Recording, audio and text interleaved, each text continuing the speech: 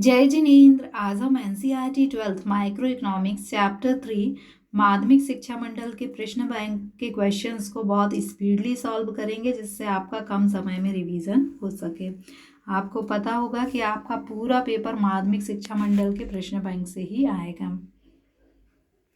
First question है कीमत अनुपात PX PY का ढाल सूचित करता है। ए और सी का मतलब है कि बजट रेखा और कीमत रेखा को सूचित करता है। सीमांत उपयोगिता हो सकता है उपर्युक्त सभी। सीमांत उपयोगिता जो है वो ये आप चित्र से देख लें कि सीमांत उपयोगिता जो है वो ये 0 अक्ष के ऊपर क्या है, धनात्मक है। इसके नीचे क्या है, ये ऋणात्मक है, ये धनात्मक है, और यहाँ पर क्या है, 0 है। तो ये धनात्मक, ऋणात्मक और 0 तीनों हो सकता है। सीमांत उपयोगिता ह्रास नियम का आधार है उपर्युक्त सभी। इसका अर्थ है कि सीमांत उपयोगिता ह्रास नियम के आधार पर मूल्य निर्धारण, मांग का नियम और उपभोक्ता की बचत का नियम बनाया गया है। क्वेश्चन नंबर 4, यदि Y वस्तु की कीमत ऊंची हो जाने पर X वस्तु की कीमत ऊंची हो जाए तो दोनों वस्तुएं कैसी हैं। इसका मतलब है X वस्तु की कीमत जब ऊंची हो गई तो X वस्तु क्या करने लगी, Y वस्तु से प्रतिस्पर्धा करने लगी। तो दोनों कैसी वस्तुएं हैं, प्रतिस्पर्धी वस्तु। अब आपसे पूछा है कि यदि DD मांग वक्र जो है वो DD हो जाए तो इसका अर्थ क्या होगा कि कीमतें जो हैं वो ऊंची हो गई हैं। फिर है आपका निम्नलिखित में से लोचदार मांग वाली वस्तु क्या है, एयर कंडीशन है, क्योंकि कीमत बढ़ने पर एयर कंडीशन की जो मांग है वो बढ़ जाती है, तो ये लोचदार मांग वाली वस्तु है। यदि किसी वस्तु की मांग धनवान उपभोक्ताओं द्वारा की जाती है, ये मैं गोल कर रही हूँ, केवल इतने से याद कर लेना। धनवान उपभोक्ताओं की मांग कैसी होती है, अधिक लोचदार, अधिक मांग करते हैं। ये सारी ट्रिक्स हैं, लॉजिकल नहीं है, जिससे आपको जल्दी से याद हो जाए। धनवान उपभोक्ता अधिक लोचदार यानी अधिक मांग करते हैं। इसके बाद आपको ये सारी वैल्यू दी हैं और आपको इन वैल्यूज के द्वारा आपको एक्स वस्तु का संतुलन मूल्य ज्ञात करना है। तो ये इस फार्मूले में आप वैल्यू को रखेंगे। MUX 20 दी हुई है, MUY 60 दी हुई है, PX ज्ञात करना है और PY आपको 4 दी हुई है। इसे आप सॉल्व करेंगे तो आपको 12 आंसर मिल जाएगा। फिर है कीमत और मांग में कैसा संबंध होता है। तो कीमत और मांग में विपरीत संबंध होता है, क्योंकि कीमत बढ़ने पर मांग घट जाती है, तो विपरीत संबंध होता है। उपयोगिता ह्रास नियम का प्रतिपादन किसने किया, गोसेन से। गाय से याद रख लेना उपयोगिता ह्रास। इसके बाद है घटिया वस्तुओं के संबंध में आय प्रभाव कैसा होता है, ऋणात्मक होता है। घटिया ऋण घटिया होता है। यदि अन्य बातें समान रहे तो पेट्रोल की कीमत में कमी होने पर टायर की मांग में वृद्धि हो जाती है। आपके पेट्रोल खरीदने गए हैं, पेट्रोल की कीमत कम हो जाएगी तो आप ज़्यादा पेट्रोल खरीदेंगे, पेट्रोल की मांग में वृद्धि हो जाएगी। ऊंचा तटस्थ वक्र जो होता है, ये तटस्थ वक्र है, ये ऊंचा तटस्थ वक्र अधिक संतुष्टि या उच्च संतुष्टि स्तर को बताता है। फिर है किस स्तर पर सीमांत उपयोगिता तथा कुल उपयोगिता घटने लगती हैं। तो जो शून्य स्तर होता है इस पर क्या होता है, सीमांत उपयोगिता भी घटती है। ये शून्य स्तर है, ये कुल उपयोगिता है और ये सीमांत उपयोगिता है। तो ये दोनों शून्य स्तर पर क्या होती हैं, घटने लगती हैं। इसके बाद है विलासिता वस्तुओं की मांग की लोच किस प्रकार की होती है, अत्यधिक लोचदार। विलासिता और अत्यधिक लोचदार याद कर लेना। विलासिता अत्यधिक होती है, ऐसा ही याद कर लेना। उत्पादन के साधनों की मांग किस प्रकार होती है। उत्पादन के साधनों की मांग व्युत्पन्न होती है, यानी वस्तु की मांग बढ़ने पर साधन की मांग बढ़ जाती है, तो उसे हम कहते हैं व्युत्पन्न या अप्रत्यक्ष। इसके बाद है उपभोक्ता को प्राप्त होने वाली उपयोगिता के अधिकतमीकरण का बिंदु क्या कहलाता है, पूर्ण तृप्ति बिंदु कहलाता है। जब वस्तु आवश्यक होती है तो वस्तु की मांग की लोच कैसी होती है, आवश्यक वस्तु कैसी होती हैं? बेलोचदार। केवल आवश्यक वस्तुओं से याद रख लेना, बेलोचदार। फिर है मांग के नियम का आधार है। तो मांग के नियम का आधार क्या है? उपयोगिता। ह्रास नियम। निम्न कोटि की वस्तुओं को हम क्या कहते हैं? गिवन वस्तु कहते हैं। निम्न यानी गिफिन। इसके बाद निम्न यानी गिरना, गिफिन। अनिवार्य वस्तुओं की मांग कैसी होती है? बेलोचदार होती है। और स्थिर लागत कभी भी शून्य नहीं होती है। और तटस्थ वक्र एक दूसरे को कभी भी काटते नहीं हैं। इसके बाद है कुल उपयोगिता अधिकतम कब होती है? तो कुल उपयोगिता अधिकतम तब होती है जबकि सीमांत उपयोगिता शून्य होती है। यहाँ पर सीमांत उपयोगिता शून्य है तो आपकी कुल उपयोगिता क्या है? अधिकतम है, ये टीपी। और ये टीयू है और ये पूर्ण संतुष्टि का बिंदु कहलाता है। क्वेश्चन में क्या पूछा है? कुल उपयोगिता अधिकतम कब होती है? जब आंसर क्या लिखना? कुल उपयोगिता अधिकतम तब होती है जब सीमांत उपयोगिता शून्य होती है। बस इतने से आपका काम चल जाएगा। फिर उदासीनता वक्र नकारात्मक ढाल क्यों होता है? तो उदासीनता वक्र का नकारात्मक ढाल इसलिए होता है कि आप कचौड़ी और समोसा दोनों का उपभोग कर रहे हैं। यदि आप समोसा ज़्यादा खाना चाहते हैं तो आपको, यदि आप कचौड़ी ज़्यादा खाना चाहते हैं तो समोसे का त्याग करना होगा। तो इसका अर्थ है कि उदासीनता वक्र का ढाल नकारात्मक इसलिए होता है क्योंकि एक वस्तु के उपभोग को बढ़ाने के लिए हमें दूसरे वस्तु के उपभोग को कम करना होता है। इसलिए क्वेश्चन है उदासीनता वक्र का ढाल नकारात्मक क्यों होता है? इसलिए होता है कि जब हम एक वस्तु के उपभोग को बढ़ाते हैं तो दूसरी वस्तु के उपभोग को कम करना होता है, इसलिए नकारात्मक होता है। फिर है मांग की बिंदु लोच क्या है? मांग की बिंदु लोच जो है वो हमें यह बताती है कि ये जो मांग रेखा है इसके किसी बिंदु पर मांग की लोच जो है वो क्या है? निचले भाग में ऊपरी भाग का भाग देने पर हमें प्राप्त होती है। मांग की बिंदु लोच हमें मांग रेखा ये है, मांग रेखा के किसी बिंदु पर निचले भाग में ऊपरी भाग का भाग देने पर प्राप्त होती है। निचला भाग मतलब ये भाग में हम ये भाग का भाग दे देंगे तो हमें R पॉइंट पर मांग की बिंदु लोच प्राप्त हो जाएगी। चित्र नहीं बनाना, केवल इतना ही लिखना है। इसके बाद है सीमांत उपयोगिता ह्रास नियम के दो व्यावहारिक महत्व बताइए। तो सीमांत उपयोगिता ह्रास नियम क्या बताता है कि जैसे जैसे आप उपभोग करते हैं, ज़्यादा रोटी खाते हैं तो उपयोगिता कम होती जाती है। तो इसका मूल्य निर्धारण में महत्व है कि जैसे कि पानी है आपका, तो पानी की सीमांत उपयोगिता जो है वो क्या है? कम है। क्यों कम है? क्योंकि जो पानी अधिक मात्रा में है इसलिए इसका विनिमय मूल्य भी कम है और इसलिए इसकी कीमत भी क्या है? कम है।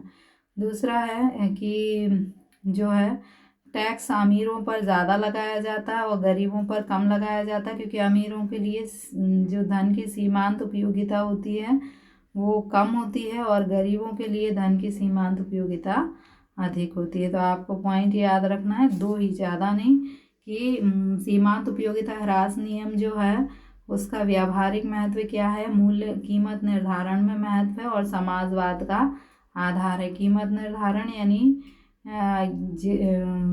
अगली वस्तु के लिए हम कम कीमत देने को तैयार होते हैं क्योंकि उपयोगिता घटती जाती है। और समाजवाद का आधार यानी अमीरों को सीमांत उपयोगिता कम होती है इसलिए उनसे टैक्स लिया जाता है और राशि को गरीबों पर खर्च किया जाता है जिससे गरीबों को धन अधिक प्राप्त हो।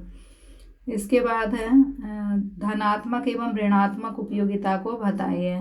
तो धनात्मक और ऋणात्मक उपयोगिता क्या है कि आप मान लीजिए किसी वस्तु का उपभोग कर रहे हैं और आपने पहली प्लेट खाई तो आपको उपयोगिता 10 मिली, दूसरी प्लेट से उपयोगिता 5 मिली। अब आपका पेट भर गया है, अगली प्लेट खाएंगे तो उपयोगिता 0 हो जाएगी। इसके बाद भी यदि आपको ज़बरदस्ती खिलाया जाता है तो आपकी उपयोगिता घटने लगती है। तो 0 के पहले उपयोगिता धनात्मक है और 0 के बाद उपयोगिता क्या है? ऋणात्मक। आपसे धनात्मक और ऋणात्मक उपयोगिता पूछा था, तो ये है आपका 0 और ये है y अक्ष।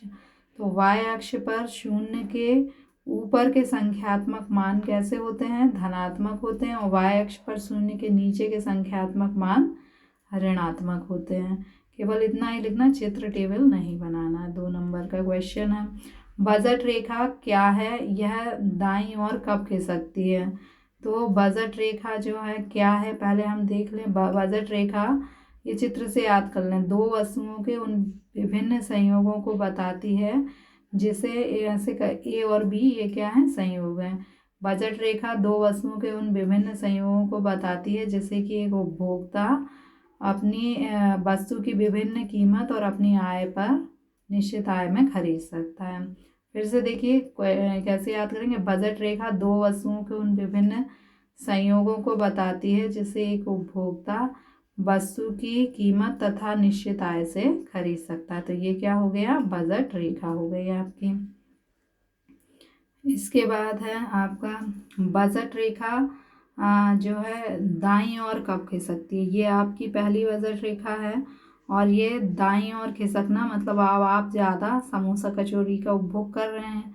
तो कब करेंगे, जबकि या तो आपकी आय जो है वो बढ़ जाए या फिर समोसा कचौरी जो हैं उनकी कीमत कम हो जाए। तो बजट रेखा दाईं ओर कब खिसकती है, जबकि या तो वस्तु की कीमत जो है कम हो जाए, वस्तु की कीमत कम हो जाए, या आपके आय जो है वो बढ़ जाए। उदासीनता मानचित्र क्या है। उदासीनता मानचित्र क्या है, ये आपको चित्र में ये बहुत सारे उदासीनता वक्र दिए हुए हैं और इनके समूह को हम क्या कहेंगे, उदासीनता मानचित्र। तो संतुष्टि के विभिन्न स्तरों को वाले तटस्थ वक्रों के समूह को उदासीनता मानचित्र कहते हैं। यानी तटस्थ वक्र जो हैं उनके समूह को हम क्या कहते हैं, उदासीनता मानचित्र। केवल इतना लिखोगे तो भी काम चलेगा। इसके साथ ये देखिए उदासीनता मानचित्रों के उदासीनता वक्रों के समूह को उदासीनता मानचित्र कहते हैं। ऊपर वाला उदासीनता वक्र अधिक संतुष्टि को और नीचे वाला उदासीनता वक्र निम्न संतुष्टि को दर्शाता है।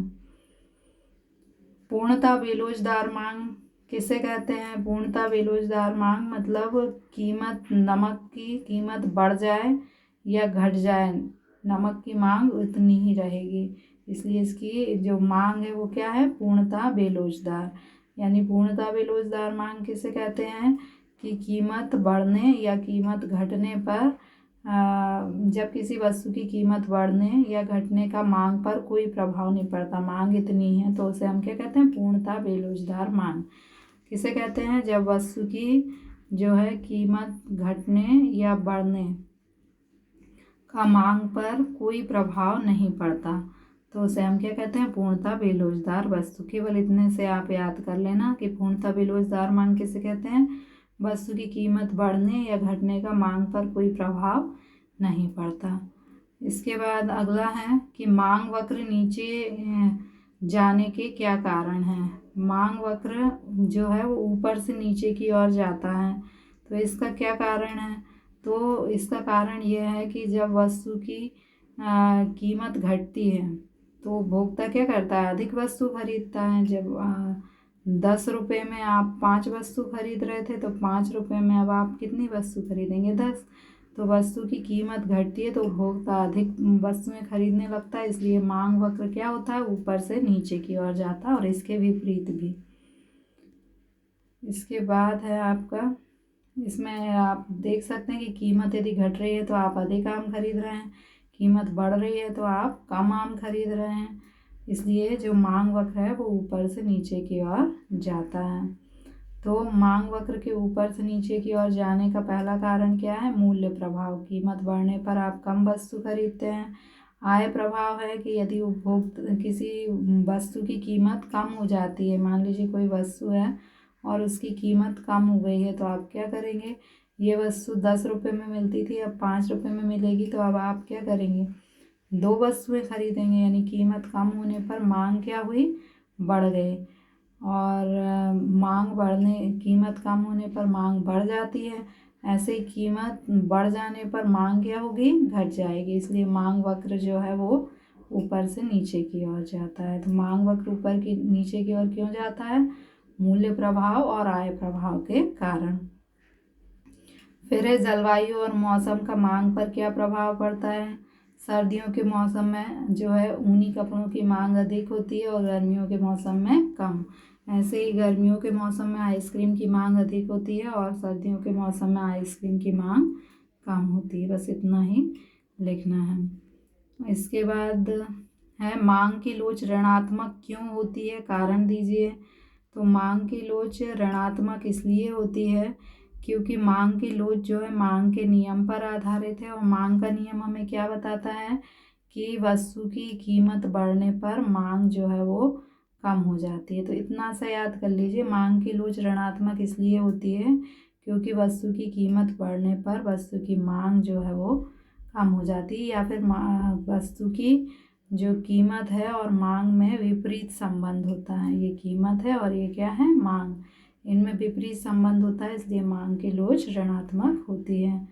बस इतना ही नहीं, ये आपका ज़्यादा नंबर का क्वेश्चन है तो आपको थोड़ा सा ज़्यादा इसमें लिखना होगा कि मांग की लोच ऋणात्मक इसलिए होती है कि कीमत और मांगी गई मात्रा में विपरीत संबंध होता है, उल्टा संबंध होता है। आप इसको आप एक उदाहरण से भी बता सकते हैं, तो उदाहरण मैं नहीं बता रही हूँ, आप इसमें से पढ़ सकते हैं। इसके बाद है एक काल्पनिक बाजार मांग अनुसूची तथा तत्संबंधी रेखा चित्र को बताइए। तो बाजार मांग अनुसूची क्या है कि व्यक्तिगत मांग अनुसूची का योग होता है। इस व्यक्ति ने सबकी मांग को हम जोड़ दें तो हमें क्या मिल जाएगा, बाजार मांग अनुसूची मिल जाएगी।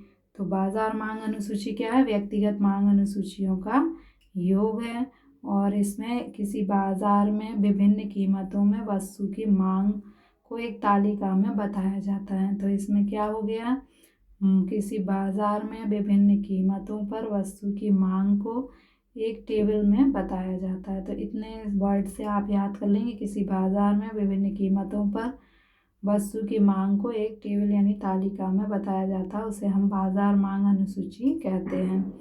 इसके बाद बाजार मांग अनुसूची बनाने के लिए आपको क्या करना है कि तालिका तो आप ऐसे बनाएंगे कि कोई भी कीमत आप 10, 20, 30, 40, 50 लिख देंगे। इसके बाद आप ए की मांग जो है घटते क्रम में लिखेंगे और बी की मांग भी घटते क्रम, जैसे इसमें क्या किया है कि 10, 15, 20, 25 ऐसे लिख दिया। तो आप अगर ये ना भी लिखना चाहें तो आपका सरल तरीका ये है कि आप यहाँ से पहली बार तो आप 10 का पहाड़ा लिख लें, 10, 20, 30 जितना आप लिखना चाहें, और यहाँ पर आप 20 का लिख लें, 20, 40, और फिर इनको क्या करें, जोड़ दें। यदि 2 भी लिखेंगे तो भी चलेगा, जैसे 10 और 20 को हम जोड़ेंगे तो हमें कितना मिलेगा, 30, और 20 और 40 को जोड़ेंगे तो हमें कितना मिलेगा, 60। तो ये आपकी तालिका तैयार। ये कीमत आप लिख दो कि 1, 2, ये कीमत हो गई। अब चित्र में आपको ये इतने सारे ये सब लिखने में बहुत टाइम खर्च होगा, तो आप ऐसा ना करके, चित्र बहुत सिंपल है, आप सीधे ये 2 लाइन खींचिए और ये दोनों, ये ए की मांग है और ये बी की मांग है, तो ये दोनों लाइनें बिल्कुल एक जैसी ढाल वाली बनाना। इसके बाद जब आप तीसरा बाजार मांग का बनाओगे तो उसका भी ढाल वैसा ही होना चाहिए जैसा कि इन दोनों, ये दोनों छोटे बना देना, इसको थोड़ा सा बड़ा। बस बाकी आपको क्या है, ढाल पे ध्यान देना है कि ढाल जो है तीनों का एक जैसा होना चाहिए। इसके बाद है आपका विभिन्न प्रकार की कीमत लोचों का वर्णन कीजिए।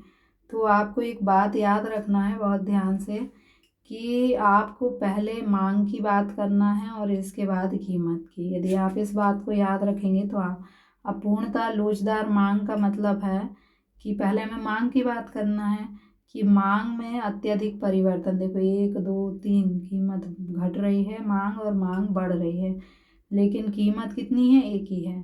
तो पूर्णता लोचदार मांग क्या बताती है कि मांग में अत्यधिक परिवर्तन, पहले मांग की बात करना है तो मांग में अत्यधिक परिवर्तन होने पर भी जो कीमत है उसमें कोई परिवर्तन नहीं होता, तो वो क्या हो जाती है, पूर्णता लोचदार मांग।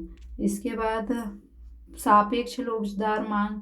सापेक्ष लोचदार मांग का मतलब है कि लोच जो है अधिक है। सापेक्ष का मतलब आप क्या समझ लें, अधिक।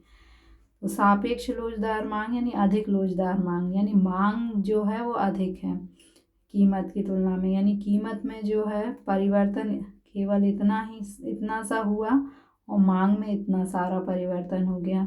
तो एक सी लैंग्वेज लिखना है कि मांग में परिवर्तन, ये मांग में ये परिवर्तन का निशान है, मांग में परिवर्तन की तुलना में कीमत में परिवर्तन कम होता है। सापेक्ष लोचदार में क्या होता है, मांग में परिवर्तन की तुलना में कीमत में परिवर्तन कम होता है।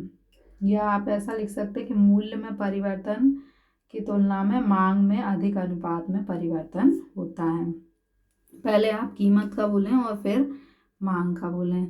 इसके बाद इकाई लोचदार का मतलब होता है कि कीमत और मांग में बराबर परिवर्तन। ये देखिए दोनों का डिस्टेंस कैसा है, बराबर है।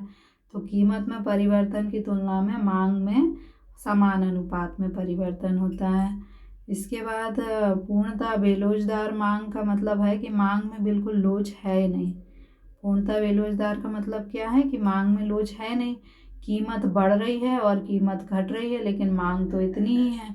तो इसका मतलब है कीमत में अत्यधिक परिवर्तन होने पर भी मांग में कोई परिवर्तन नहीं होता। इनको हम एक साथ चित्र बनाना देख लेते हैं। पूर्णतः बेलोचदार का मतलब है कि मांग में कोई लोच नहीं है, इसको ऊपर कर देना। तो ये किसका चित्र हो गया, पूर्णतः बेलोचदार। यानी आपके मूल्य में अत्यधिक परिवर्तन होने पर भी, अभी बिल्कुल ध्यान से देखना, मूल्य में अत्यधिक परिवर्तन होने पर भी मांग में कोई परिवर्तन नहीं होता, तो उसे हम पूर्णतः बेलोचदार कहेंगे। पूर्णतः लोचदार किसे कहेंगे कि पूरी लोचदार है, मतलब कीमत तो इतनी ही है, मांग कभी कम हो रही है कभी ज़्यादा हो रही है, तो कीमत में कोई परिवर्तन ना होने पर भी मांग में अत्यधिक परिवर्तन होता है, तो उसे पूर्णतः लोचदार कहते हैं। इकाई लोचदार मतलब दोनों में समान अनुपात में परिवर्तन, यानी इसका अर्थ है कि कीमत और मांग में जब समान अनुपात में परिवर्तन होता है तो उसे इकाई लोचदार कहते हैं। सापेक्ष लोचदार मतलब अधिक, सापेक्ष का अर्थ क्या है, अधिक लोचदार। तो कीमत में आप कम परिवर्तन कर दो और मांग में ज़्यादा परिवर्तन कर दो, तो कीमत में परिवर्तन की तुलना में मांग में अधिक अनुपात में परिवर्तन होता है। सापेक्ष बेलोचदार यानी अधिक बेलोचदार। बेलोचदार मतलब मांग में परिवर्तन कम, तो कीमत में परिवर्तन की तुलना में मांग में कम अनुपात में। इसको आप एक बार फिर से देखें, कीमत में परिवर्तन की तुलना में मांग में कम अनुपात में परिवर्तन होता है, तो इसे हम क्या कहते हैं, सापेक्ष बेलोचदार मांग कहते हैं। यदि सीमांत प्रतिस्थापना की दर में वृद्धि हो रही है तो उदासीनता वक्र की आकृति कैसी होगी। तो यदि सीमांत प्रतिस्थापना की दर में वृद्धि हो रही है तो उदासीनता वक्र की आकृति कैसी होगी, अवतल होगी। ये है अवतल आकृति। यह अवतल क्यों होती है, आप यहाँ देख लीजिए। अवतल इसलिए होती है क्योंकि आप जो है x वस्तु की एक अतिरिक्त इकाई जो है प्राप्त करने के लिए y वस्तु की अधिक इकाइयों का त्याग कर रहे हैं। x की एक अगली इकाई प्राप्त करने के लिए y की आपने पहले 1 इकाई का त्याग किया, फिर 2 इकाई का त्याग किया, फिर 3 इकाई का त्याग किया। यानी आप क्या कर रहे हैं, x की एक अतिरिक्त इकाई प्राप्त करने के लिए y की अधिक इकाइयों का त्याग कर रहे हैं, इसलिए जो उदासीनता वक्र है वो क्या है, अवतल होता है। अनुसूची के साथ समझाइए कि कोई उपभोक्ता एक वस्तु को खरीदने पर संतुलन में कब होगा।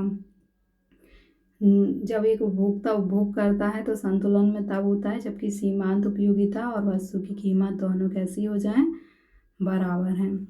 जैसे कि आप पहली वस्तु का उपभोग करते हैं तो आपको पहली वस्तु के उपभोग से उपयोगिता 30 मिलती है, लेकिन वस्तु तो आपने 10 रुपये में ली है।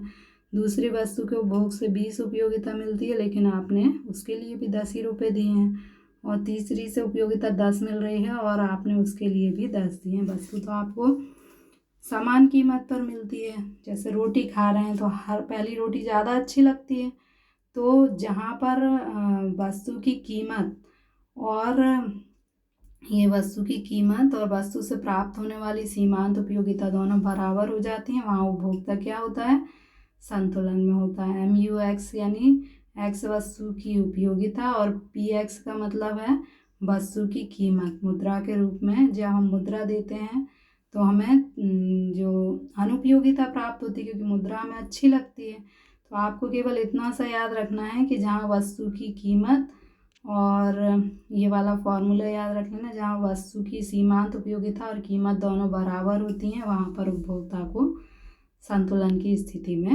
होता है। इसके बाद है सीमांत उपयोगिता ह्रास नियम का व्यावहारिक उदाहरण बताइए। सीमांत उपयोगिता ह्रास नियम ये है कि आप जब वो पिज़्ज़ा जो है उसका पहला पीस खाते हैं तो बहुत अच्छा लगता है, छोटी सी बच्ची है, दूसरा कम अच्छा लगता है, तीसरा अब बिल्कुल अच्छा नहीं लग रहा है, ज़ीरो उपयोगिता, और इसके बाद भी आप खिलाते जाएंगे तो तबीयत खराब हो जाएगी, उपयोगिता ऋणात्मक हो जाएगी।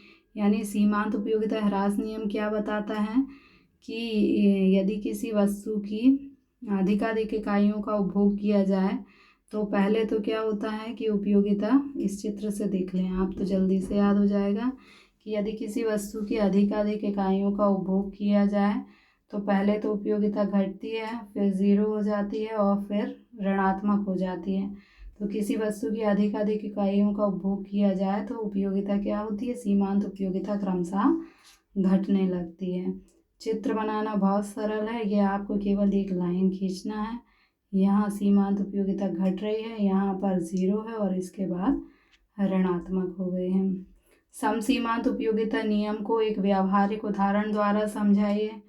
तो समसीमांत उपयोगिता नियम ये बताता है कि दोनों वस्तुओं के उपभोग से हमें समान संतुष्टि मिलना चाहिए। हमने जो मुद्रा की अंतिम इकाई दोनों वस्तुओं पर व्यय की है वो समान होना चाहिए।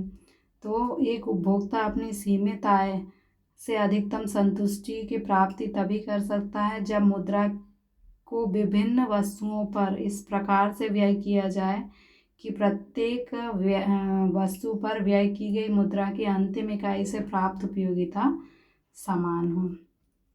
उदाहरण में हम देख लेते हैं कि आप 1 2 3 4 वस्तुओं का उपभोग कर रहे हैं, आपके पास 4 रुपये हैं। पहला आप कंपेयर करते हैं कि पहली एक्स वस्तु का उपभोग करेंगे तो 20 उपयोगिता मिलेगी और दूसरी से 16। तो पहला रुपया आप किस पर व्यय करेंगे, एक्स वस्तु पर। दूसरा भी एक्स ही ज़्यादा है तो दूसरा रुपया एक्स पर व्यय करेंगे।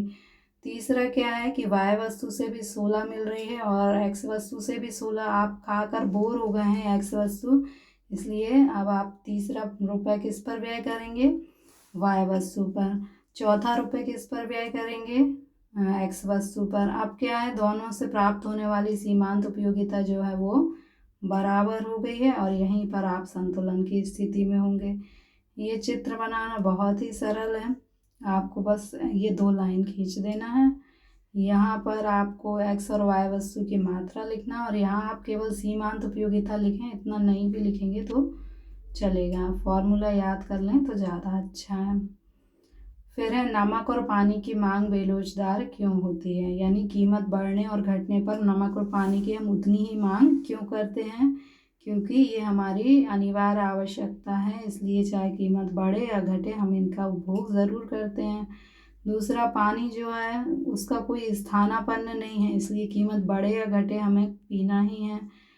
फिर इन पानी को यदि हम देख लें तो इसके जो है बहुत सारे यूज़ होते हैं, घर में भी उपयोग में आता है और उद्योग में भी, इसलिए इसकी मांग बेलोचदार है। इसके बाद पानी का जो उपभोग है उसको हम स्थगित नहीं कर सकते कि हम आज नहीं 1 साल बाद पी लेंगे, इसलिए क्या है, इसकी मांग बेलोचदार है। हम अपनी कुल आय का, जैसे नमक को अगर लें तो हम अपनी कुल आय का बहुत छोटा सा भाग नमक पर खर्च करते हैं, इसलिए इसकी कीमत बढ़े या घटे हम उतना ही नमक खरीदेंगे। तो पहला क्या है, मांग की लोच बेलोचदार क्यों होती है, आवश्यक वस्तु, स्थानापन्न वस्तु का अभाव, वैकल्पिक प्रयोग, उपभोग स्थगन और व्यय की गई राशि कम। फिर है क्या एक ही मांग वक्र के विभिन्न बिंदुओं पर मांग की लोच अलग अलग हो सकती है, हाँ हो सकती है। यहाँ आप देखिए कि ये एक ही मांग वक्र है और इस बिंदु पर मांग की लोच अलग है और इस बिंदु पर मांग की लोच अलग है। क्यों अलग अलग है, क्योंकि मांग की लोच का फॉर्मूला आपको पता है कि इसमें हम ऊपर लिखते हैं निचला भाग और नीचे लिखते हैं ऊपर का भाग। तो अब आप इस फॉर्मूले में क्या लिखेंगे, आप तो सीधे ऐसा लिख याद कर लीजिए। हाँ, एक ही मांग वक्र के विभिन्न बिंदुओं पर मांग की लोच अलग अलग होती है। अगर हम टी बिंदु को देखें तो यहाँ पर मांग की लोच कितनी है, O T upon P T. तो ये आपका क्यू हो गया, क्यू टी, एक मिनट, ये आपका क्यू है और ये टी है, मतलब निचले भाग को हमने ऊपर लिखा और ये आपका टी है और ये पी है, ऊपर के भाग को हमने नीचे लिखा। तो इस प्रकार मांग की लोच विभिन्न बिंदुओं पर अलग अलग होती है। टी और टी डैश पर मांग की लोच अलग अलग है। इसके बाद है दोनों दशाओं में समसीमांत उपयोगिता नियम को समझाइए। पहला है कि दो वस्तुओं का यदि आप उपभोग कर रहे हैं तो दो वस्तुओं का आप उपभोग कर रहे हैं तो उपभोक्ता संतुलन में कब होगा, तब जैसे आप पहली वस्तु की सीमांत उपयोगिता है, ये दूसरी वस्तुओं की सीमांत उपयोगिता है। अगर दोनों वस्तुओं से प्राप्त होने वाली सीमांत उपयोगिता बराबर हो जाए तो उपभोक्ता क्या होगा, संतुलन की स्थिति में आ जाएगा। यदि दोनों वस्तुओं की कीमत अलग अलग है तब उपभोक्ता संतुलन की स्थिति में कब होगा, जबकि दोनों वस्तुओं से प्राप्त होने वाली सीमांत उपयोगिता और कीमत अनुपात जो है वो बराबर हो जाए। यहाँ देखिए दोनों वस्तुओं की सीमांत उपयोगिता और कीमत अनुपात और मुद्रा की सीमांत उपयोगिता तीनों बराबर हैं। तो इसको याद करने के लिए केवल आप ये फॉर्मूला याद कर लें तो आपको याद हो जाएगा। इसके बाद है कि एक उपभोक्ता केवल दो वस्तु ए और बी का उपभोग कर रहा है और यदि बी की कीमत बढ़ जाए तो बी की मांग बढ़ जाए, इसको आपको उपयोगिता विश्लेषण के द्वारा समझाना है। तो ये देखिए कि आप एक पिज़्ज़ा का टुकड़ा खा रहे हैं और एक आइसक्रीम खा रहे हैं, आप संतुलन की स्थिति में हैं। लेकिन अब आपने क्या किया कि एक आइसक्रीम की कीमत कम हो गई, मान लीजिए 50 रुपये की एक आइसक्रीम आती थी, अब 25 की आने लगे तो आपने दो आइसक्रीम खा ली। अब जब आप दो आइसक्रीम लेते हैं तो क्या होता है कि देखिए जब आइसक्रीम की कीमत घटी तो आपकी मुद्रा जो थी, जो आपके पास 50 रुपये थे, उसकी सीमांत उपयोगिता बढ़ गई और सीमांत उपयोगिता बढ़ने के कारण आपकी मांग बढ़ गई। अब मांग बढ़ गई तो आपने क्या किया कि दो वस्तु आपके पास अब स्टॉक में आ गई। जब आपके पास वस्तुएं ज़्यादा होती हैं तो आपको उनकी उपयोगिता क्या हो जाती है, घट जाती है। वहीं दूसरी ओर जब आपने आइसक्रीम ज़्यादा खरीदी तो अब आप पिज़्ज़ा कम खाएंगे तो आप पिज़्ज़ा की मांग क्या हो जाएगी, घट जाएगी। अब जो वस्तु आपके पास कम होती है उसकी उपयोगिता क्या हो जाती है, बढ़ जाती है, तो पिज़्ज़ा की सीमांत उपयोगिता बढ़ जाएगी। और इसकी सीमांत उपयोगिता का घटना और इसकी सीमांत उपयोगिता का बढ़ना तब तक जारी रहेगा जब तक कि दोनों की सीमांत उपयोगिता और कीमत अनुपात बराबर ना हो जाए। तो आपको सिंपली क्या करना है, पहले तो ये उपभोक्ता के संतुलन का फॉर्मूला लिख देना है। फिर आपको लिखना है कि क्वेश्चन में लिखा है कि बी वस्तु की कीमत बढ़ गई है और बी वस्तु की मांग घट गई, मांग भी बढ़ गई है। तो हमने क्या किया कि ये फॉर्मूला जो आपने पीछे लिखा था, यही वाला फॉर्मूला पीछे लिखा हुआ है। ये पहला क्या है, संतुलन की स्थिति है। अभी क्या है कि बी वस्तु की मांग बढ़ गई है तो आप ये क्या करेंगे कि यही फॉर्मूला फिर से लिखेंगे। पहली बार ये फॉर्मूला लिखेंगे, फिर दूसरी बार भी यही फॉर्मूला लिखेंगे, लेकिन यहाँ बराबर का निशान की जगह आप किसका निशान लगा देंगे, ये वाला, क्योंकि बी वस्तु जो है उसकी मांग बढ़ गई है। बीच में आप थोड़ा सा एक्सप्लेनेशन लिख देंगे। आपको ये वाला फॉर्मूला 3 बार लिखना है, एक बार ऊपर लिखना है और एक बार नीचे। ऊपर और नीचे तो आपको सेम लिखना है, बीच में यही फॉर्मूला लिखना है और ये वाला निशान लगाना है। एक्सप्लेनेशन क्या लिखना है कि पहले तो उपभोक्ता संतुलन की स्थिति में था, लेकिन बी वस्तु की कीमत घट गई तो बी वस्तु की मांग बढ़ गई। मांग क्यों बढ़ गई है, क्योंकि आपकी मुद्रा की सीमांत उपयोगिता बढ़ गई, तो अब आपने ज़्यादा वस्तुएं खरीद ली और ज़्यादा वस्तुएं खरीदने से क्या होगा कि उसकी उपयोगिता घटने लगेगी। और बी वस्तु की आप ए वस्तु की कम इकाइयाँ खरीद रहे हैं तो उपयोगिता बढ़ने लगेगी। और ये तब तक जारी रहेगा जब तक कि दोनों वस्तुओं की कीमत अनुपात और मुद्रा की सीमांत उपयोगिता दोनों बराबर ना हो जाए। Thank you.